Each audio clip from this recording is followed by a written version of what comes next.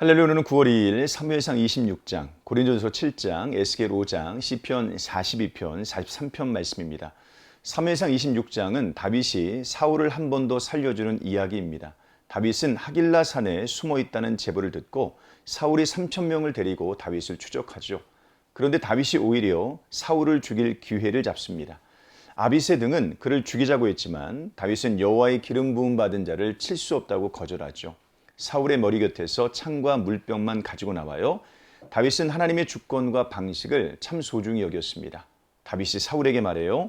여호와께서 오늘 왕을 내 손에 넘기셨을 때 나는 손을 들어 여호와의 기름 부음을 받은 자 치기를 원하지 아니하였음이니이다. 사울이 돌아갑니다. 기회가 생겼다고 모두 하나님의 뜻은 아닙니다. 말씀 앞에서 그 기회가 과연 하나님의 뜻에 맞는지 살펴야 되죠. 무엇보다 하나님의 방식에 맞지 않으면 하나님께서 주신 기회가 아님을 알아야 됩니다. 하나님의 뜻과 하나님의 방식은 항상 같이 갑니다. 하나님을 정말 소중히 여기는 사람은 하나님의 뜻과 하나님의 방식 모두를 소중히 여깁니다. 시편 42편과 43편은 낙심한 영혼을 들고 하나님 앞에 나아가 도움을 구하는 기도죠. 시인은 마음이 상했습니다. 마음이 얼마나 상했는지 눈물이 주야로 음식이 될 정도였어요. 내 영혼아 내가 어찌하여 낙심하며 어찌하여 내 속에서 불안해하는가.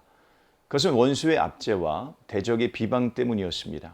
완전히 절망하고 낙심한 와중에도 그는 마음을 들어 하나님을 바라봅니다.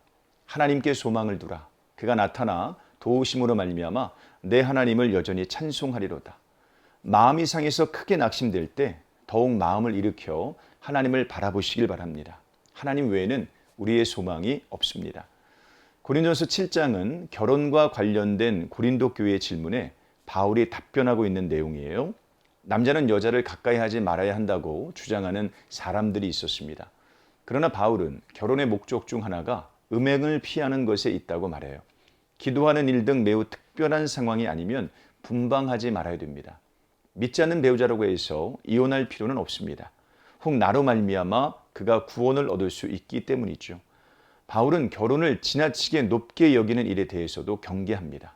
장가가지 않은 자는 주의 일을 염려하여 어찌하여야 주를 기쁘시게 할까 하되 장가간 자는 세상 일을 염려하여 어찌하여야 아내를 기쁘게 할까 하여 마음이 갈라지며 이 권면의 목적은 마음을 어렵게 하고자 함이 아닙니다.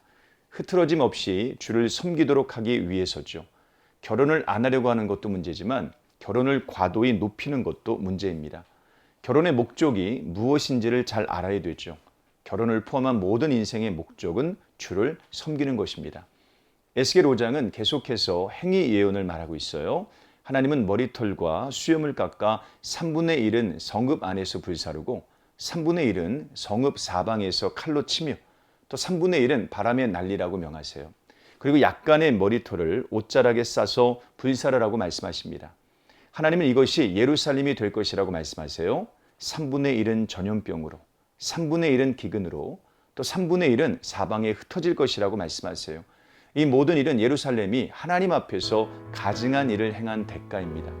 하나님은 이것이 일종의 경고가 될 것이라고 말씀하세요. 죄를 향한 하나님의 분노가 잘 묘사된 본문을 보며 우리는 죄에 대한 경각심을 가져야 됩니다. 하나님은 죄를 참 미워하세요. 성경에는 이에 대한 수많은 경고가 있습니다. 들어야 하고 또 봐야 되죠. 경고를 보고도 못 본 채 하는 것은 어리석은 짓입니다. 오늘 하루도 이런 삶 사시기를 주님 이름으로 축복합니다. 고맙습니다.